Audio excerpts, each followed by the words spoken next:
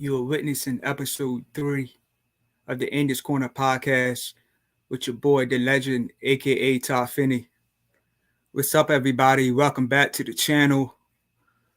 I'm gonna try to do another podcast for about maybe half an hour again.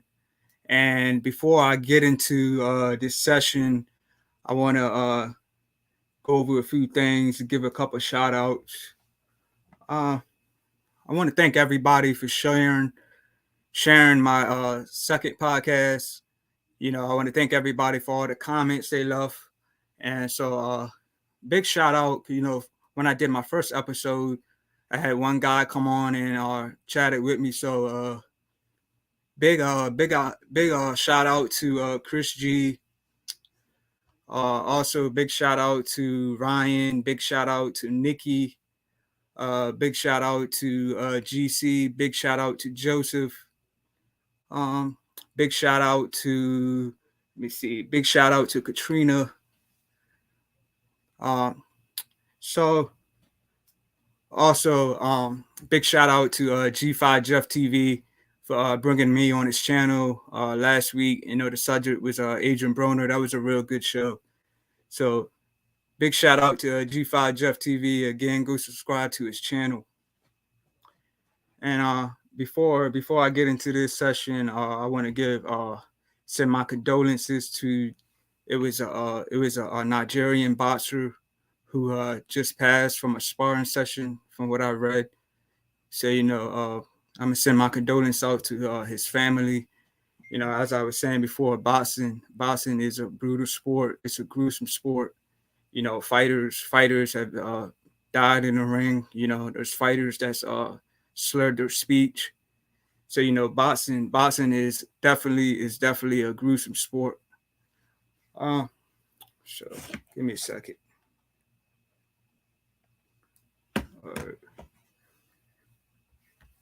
All right. So let me see. If anybody's in here, just say something so I can know you're in here. All right. So I want to talk about, for the next 5 weeks or so, from this Saturday until the end of August, we got a lot of good cards coming up. We got a lot of fights. So next week is starting this Saturday. We're gonna have a lot of fights. So I'll start off with let me see. Yeah, Saturday we got Danny Garcia versus Jose Benavidez. And Adam Kalnacki he's on the undercard and he's fighting Ali. Both of those fights are good fights. And far as Danny Garcia versus Benavidez, I'm gonna go for Danny Garcia. I know this is his first time moving up in weight. So he's got to get accustomed to this weight. But I'm gonna still go with Danny Garcia to win this fight. I'll say by decision. And because Danny Garcia definitely has a solid resume. Even though he's lost to Keith Thurman, he's lost to Spence, he's lost to Porter, he still has a solid resume. He's beaten Lucas Matisse, he's beaten Eric Morales. You could say Eric Morales may have been a little washed up, but he beat Eric Morales 2 times. He's beaten Lamont Peterson. And the fight with Lamont Peterson, that was a fight that you could have given it to Peterson, but the thing is Peterson started way too late in that fight. Sort of like Loma did with Teal. He just started way too late. If he got busy earlier, the fight could definitely have been a draw. It could definitely have been a draw, or Peterson definitely could have won that fight, but he just started way too late. He was definitely throwing bombs in that fight. And who else has he beat? He's beaten Brandon Rios. He's beaten Robert the Ghost Guerrero. So Danny, he's beaten Adrian Ganadas. So Danny Garcia definitely has a solid resume. He's beaten a lot of good names. He's beaten Zab Judah too. He's beaten Paulie Malignaggi. So yeah, Danny Garcia definitely has a solid resume. And as far as Adam Karnacki and Ali, that's a toss-up fight. That's a tough one to call. They both beat Gerald Washington. Um, they both beat Gerald Washington.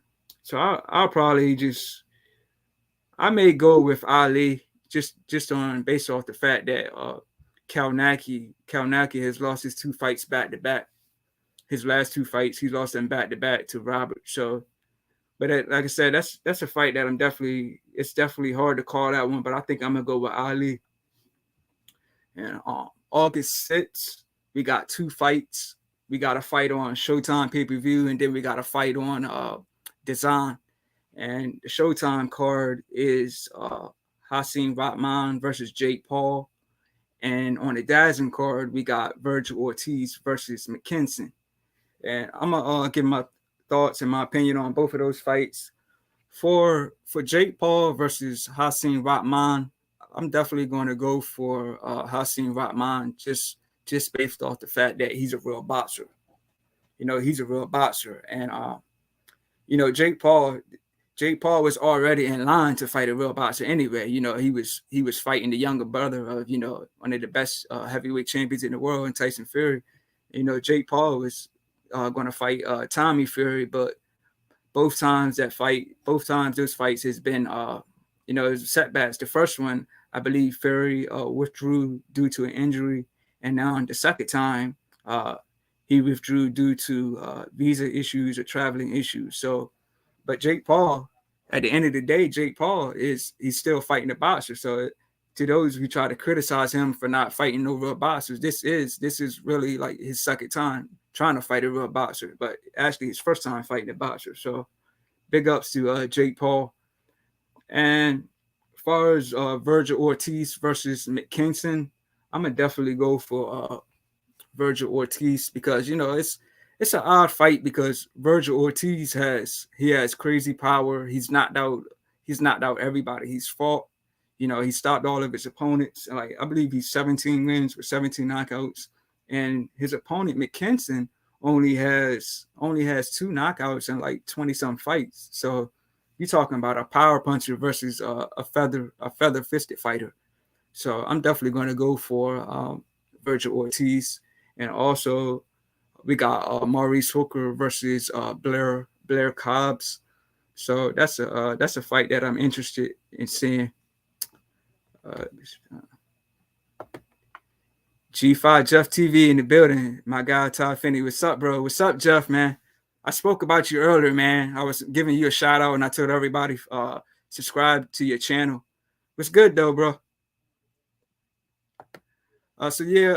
Jeff, I was talking about the lineups for the next 5 weeks or so, starting with this Saturday, Danny Garcia versus Benavidez, and I gave my thoughts on that. I'm definitely going to go for Danny Garcia, even though he's moving up in weight. I'm definitely going for him because he's got a solid resume. He's beat a lot of names. He's beaten Matisse, he's beaten Paulie Malignaggi, he's beaten Zab Judah. He's beaten a lot of guys. He's beat Peterson. So, I'm definitely going with Danny Garcia in this fight. And so back to where I was at, I was talking about Jake Paul and Hassin Rahman. I'm definitely going to go for Rahman in this fight, just based on the fact that he's a real boxer. And as far as Virgil Ortiz and Mckinson, I was going for Virgil Ortiz because he's definitely a power puncher. So I'm going for Virgil Ortiz in this fight. And for those of you who don't know, I went to see Virgil Ortiz versus Maurice Hooker last year in Texas. Good fight. The atmosphere was nice. Even though both guys were from Texas, I would say Virgil Ortiz definitely bought the fans out. He definitely had more of the crowd on his side. It was good fight to be a part of. Terrence Crawford was in the building. Of course, he was in Maurice Hooker's corner. Spence was in the building. Seen Bernard Hopkins, seen De La Hoya. So that was definitely a good fight to be a part of. And I got a lot of friends and I got a lot of family in Texas. So give a big shout out to my boy Jimmy for coming out to that fight with me, man. I got to get out to Texas, man, so we can go to another fight. But yeah, the Virgil Ortiz versus Mckinson fight is going to be at the same. It's going to be at the same venue, which is Dickies Arena in Fort Worth, Texas. So yeah, definitely got to get out to Texas and try to get out to another fight. And then August 13th is the return of Teofimo Lopez. He's fighting a guy, Pedro Campa. Um, I'm definitely interested to see how Teofimo how he looks. Coming off a loss against Cambosis. As far as Teofimo and Cambosis fight, I believe I believe Teofimo was just itching to get in that ring and let off a lot of steam, because if I'm not mistaken, that fight got pushed back numerous times, and they both did a lot of trash talking and had a lot of animosity to each other. So, but with Teofimo Lopez just going in there and trying to get the knockout and swing for the fences, it definitely backfired on him.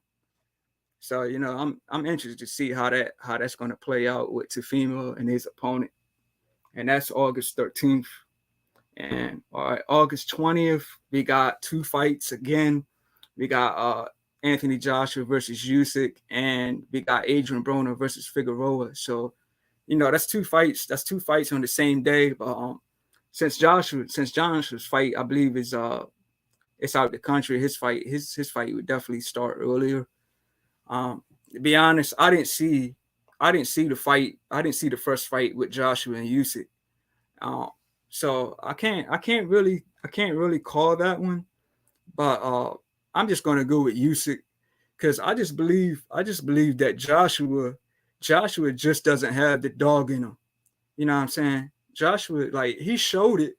He showed the dog in him when he fought Klitschko, but you can definitely say Klitschko was like on his way out. He's been he's dominated the heavyweight division for a long time. But when he fought Joshua, I believe he was like 41 or 42, and they traded knockdowns in that fight. But I just don't believe Joshua has that dog in him. You know what I mean? Like, and I was reading the link where Robert Garcia was saying that he's gonna try to get Joshua to get mean. You know what I mean? Because Joshua just doesn't have that dog. And we could go back to his when he was supposed to fight Big Baby Miller. Like when they had a face off, I'm talking about as soon as they came face to face with each other, and Big Baby pushed him. I mean, I'm talking about as soon as they came face to face, Big Baby pushed him. And Joshua, he didn't get mad or anything. He's too calm and collected. You know what I'm saying? But and then the fight with Joshua and Andy Ruiz, that's definitely a fight that shot me, and it shot a lot of boxing fans. When that fight happened, I had people texting me. I had multiple people texting me, couldn't believe it. And, to be honest, I didn't know much about Ruiz before he fought Joshua. He was the replacement for Big Baby, since Big Baby failed, the drug test. But like when I was seeing like pictures of Ruiz and everything like that, man, prior to him fighting Joshua, I was like, man, Joshua is gonna kill this dude. But because I looked at Ruiz's frame and just said, like, this guy can't hang with Joshua. But Ruiz shot me, and he shot the boxing world. And so big ups to Ruiz, becoming the first heavyweight champion, the first Mexican heavyweight champion. And in the rematch, he didn't look so great against Joshua, but he being the first heavyweight champion, he did a lot of partying, a lot of celebrating, and he came in for the rematch a lot heavier than he was for the first time. So it's understandable, like when you win a major title, it's understandable that you want to be in party mode, but at the same time, you're the heavyweight champion now, so you gotta conduct yourself like a champion. You know what I mean? Of course, everybody wants to celebrate, but at the end of the day, you still gotta conduct yourself like a champion, because everybody's coming for what you want. You got the belts. That's what everybody's coming for. So, Yeah, but far as Joshua and Usyk, I'm definitely going to go for Usyk. Uh, Jeff says G5 Jeff TV says that Hooker Cost fight is a good one. Yeah, I'm interested to see how that is. I just read that that fight got announced, so yeah, I'm definitely see how that's going to play out. Me seeing Hooker fight live. I think I'll go for Hooker in this one. So yeah, and then as far as Broner and Figueroa, y'all already know my thoughts on that one. I'm going to go for Figueroa just on the fact that he has a, crazy punch output. He stays busy, he stays throwing, and they can't really see it in Broner. I can't really see Broner dealing with that kind of pressure. You know, unless he comes in with a game plan and fights in the center in the ring and let his hands go like crazy. But we don't know until fight night. Like once fight night happens, maybe Bruno let his hands go like crazy. We don't know. But as far as that fight, I'm gonna go for Figueroa. And then on August 27th, we got Richard Comey versus I believe it's Pedraza, if that's how you say his name. Um, if you guys haven't seen if you guys haven't seen the Tank knockout Jose, check that knockout out, man. That was a real good knockout. Um, so yeah, for the next 5 weeks or so, from this Saturday all the way to the end of August, we got a lot of fights, a lot of nice cards. So it's definitely going to be a busy month for us boxing fans. I'm real excited about it. And I can get into September too, the fights for September, but I'm not gonna go that far. I'll save that topic for the next podcast. And so I got that out the way. Um, I'm gonna talk about fighters who inspire me. I got a handful of them, and I'm gonna start off with Tyson Fury. Tyson Fury is definitely a boxer that inspires me because if you look at Fury's past, he we can go back to when Wilder fought what's his name, Spixel or something like that. When Wilder knocked him out, that's when Tyson Fury got in the ring, and the beef with him and Wilder may have started around that point. But after that, then Fury was out of the ring. He had a lot of issues he was dealing with. He was dealing with the mental health. He was dealing with depression, drug abuse, alcohol abuse, all that stuff. And the thing what makes Tyson Fury so inspiring to me is that we gotta understand Wilder was the champion, and he was an active champion. You know what I mean? So for Fury to beat all that and come back and fight, the most dominant puncher in the heavyweight division 3 times and never came up short is very inspirational to me. You know what I mean? And if you look at pictures when Fury first was making his comeback and getting back into training, Fury was crazy out of shape.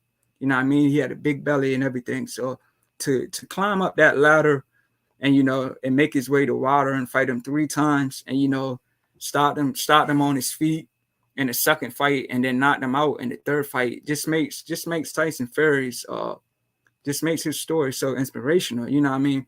And when you fighting a guy like Wilder, this is not somebody that you want to showboat against. Because Wilder's not out everybody's face. You know what I'm saying? And the fact that Fury did a lot of showboating, especially in the first fight, just shows that he was confident in himself. Like if I was a fighter and I was fighting Wilder, that's definitely a guy that I wouldn't showboat against. You know what I mean? Because Wilder's got crazy knockouts, man. His knockout of Stavern, especially in the rematch, that was a crazy knockout. His knockout of Dominic Brazil. So Tyson Fury is definitely a boxer who inspires me. And Also, Anthony Durrell. A lot of fighters. A lot of people don't think that Anthony Durrell is an A-class fighter. A lot of people think Anthony Durrell is a C fighter at best. But at the end of the day, Anthony Durrell is still a two-time champion. I mean, he's a two-time champion, and he had a cancer story. And the things that cancer can do to the body is, I lost family members to cancer. You know what I'm saying? So for Anthony Durrell to beat cancer, and he's also had a motorcycle accident, and I've had an uncle who suffered a motorcycle accident, and his recovery took a real long time. So Anthony Durrell, to beat cancer and to overcome a motorcycle accident, and end up being a two-time champion is very impressive. You know what I'm saying? And same thing with Danny Jacobs.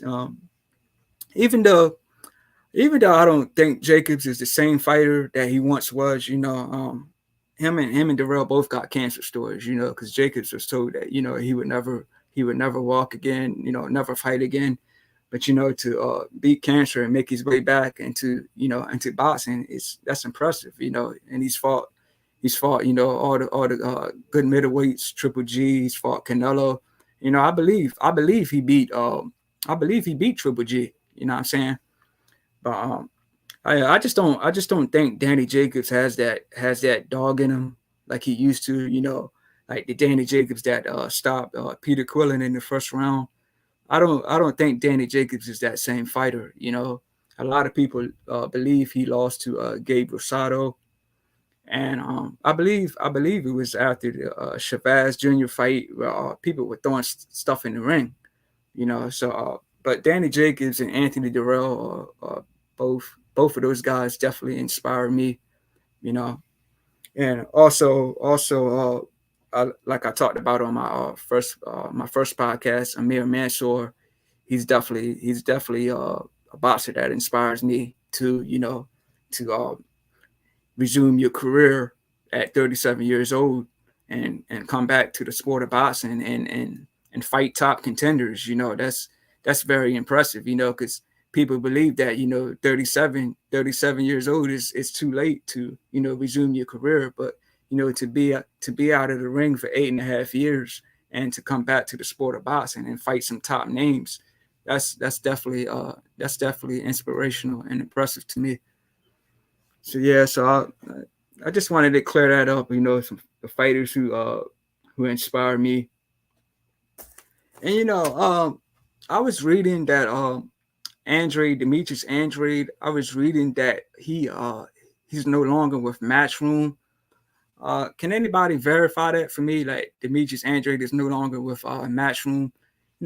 He's definitely a good fighter to me, and it's just that a lot of people criticize his opponents. He wasn't really fighting nobody, but it seems like to me that once he got with Eddie Hearn, once he got with Eddie Hearn, he stayed busy. I mean, he wasn't getting the fights that people wanted to see, but at the end of the day, he was staying busy.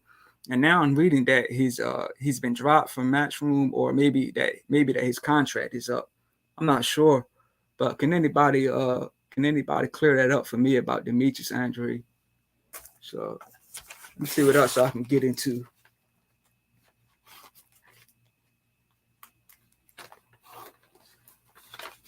Yeah, and yeah, for those of you who don't know, Big Baby Miller had a fight. He had a fight last Saturday in Tennessee, and he knocked out his opponent. I believe he stopped his opponent like the fourth round, and he got like three knockdowns prior to the final knockout or prior to the stoppage. So you know, Big Baby he's definitely ready to stay busy. This is his second fight since his comeback. From the PED use.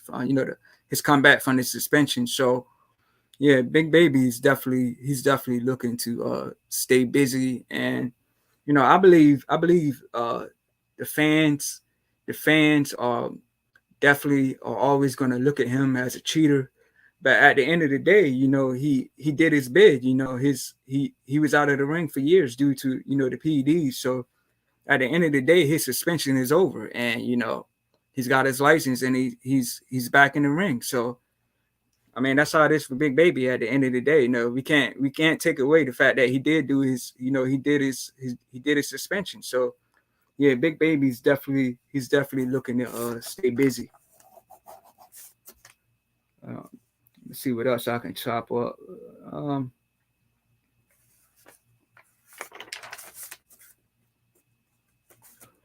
yeah, I know how we always say style makes fights, and I was going back and I was watching over some old fights, and I was watching Sean Porter versus Berto, and Berto is a guy that Porter stopped, and Berto fought Mayweather, and we all know that Mayweather is one of the best fighters in the world, and that uh, Mayweather didn't stop Berto. He won by decision, and Porter stopped Berto, but we all know that Mayweather's a way better fighter than Porter. But that's what we mean when we say styles make fights. You know what I'm saying? So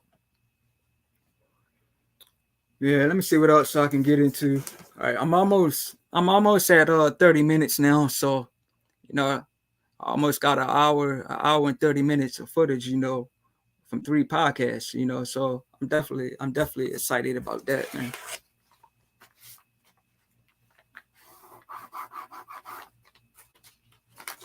Do you guys think like the fights that we wish that we could have seen before the opponents got losses is still relevant? Like Wilder versus Joshua.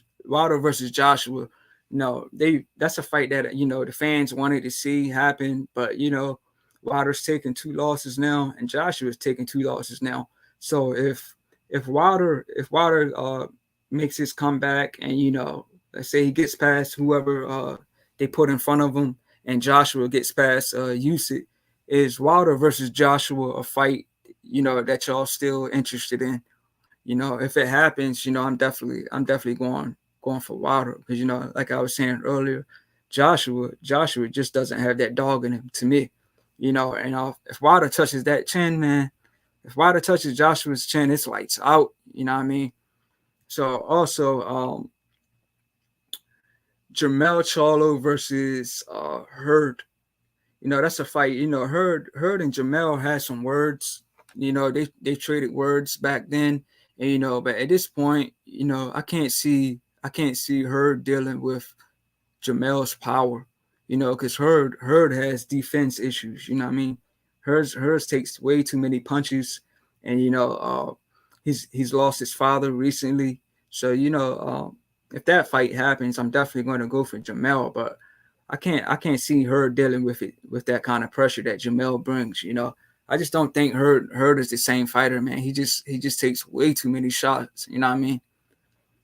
So um, also, I wanted to ask everybody about I call this AB versus AB. How come Adrian Broner and Andre Berto never fought? Those are 2 guys in the welterweight division. So I'm wondering, that's a fight. That's a fight, a decent fight for Broner, in my opinion. You know what I mean? So I was wondering how come those 2 guys never fought. So let's see what else I can get into before I end this session. So I just wanted to keep it short and sweet today. Again, thank you, G5 Jeff TV, for coming on the channel, man. I appreciate you, bro.